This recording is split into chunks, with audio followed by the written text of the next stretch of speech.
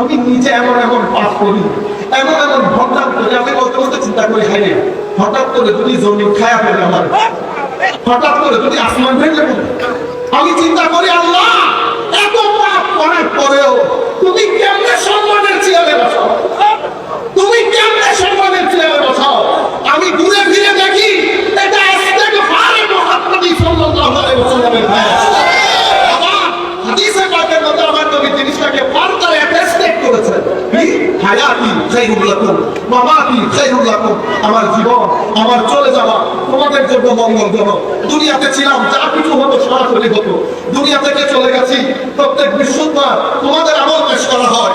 ভালো কিছু দেখলে ফাসাদে বিহামদি রাব্বি, ভালো কিছু দেখলে তাহমিদ করি তাসবিহ করি, আর যদি গুনাহ দেখি যুবক গুনাহ করা লাগে চিন্তা করো প্রত্যেক বৃহস্পতিবার আমার নবীর দরবারে যায়। তুমি যা কিছু করছো পাঞ্জাবের নামাজ ছেড়ে দিয়েছো, তুমি যদি বড় সুন্নি হও, যে নামাজকে আমার নবী আসসালাতু ইবাদত দিন, এই যাবো এটা বাস ছাড়া দাঁড়িয়ে থাকবে। আমার নবী বলছে এই বাস হচ্ছে সালাত, সামিয়ানা হচ্ছে দিন। আপনি এটা ছাড়া ওইটা কল্পনা করা যায় না। আমার বাইরে নামাজই পড়ে ওকে হাত দিয়ে বলি এতগুলো মানুষ শেষ করলাম, আমরা কোরআনে পাক তেলাওয়াত করছি, বলতে পারবেন আমরা কোরআনে পাক ছেড়ে দিয়েছি।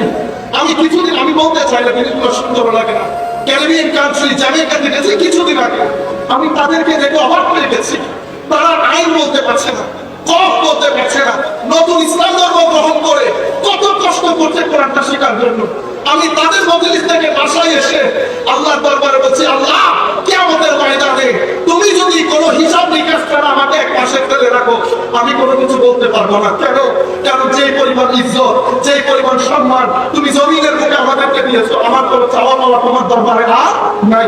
অথচ আমরা এখানে বসে বসে চিন্তা করি, এখানে বসে বসে ফিতনা করি। মানুষ এই দিনের জন্য, এই ধর্মের জন্য কি পরিমাণ মানুষ লড়াইত, মানুষ পিপাসার্থ, মানুষ চাই ধর্ম গ্রহণ করতে, কিন্তু আমরা শিক্ষার্থ ফসাদের মধ্যে।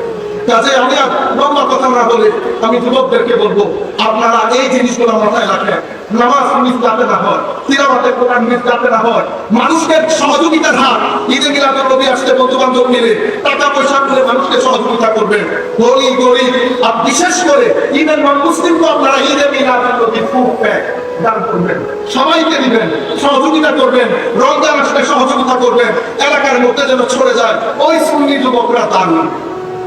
আমার নবী যেভাবে প্রাণ তৈরি করেছে, আমাকেও আমার নবীর প্রাণ অ্যাম্বাসাডর হতে হবে।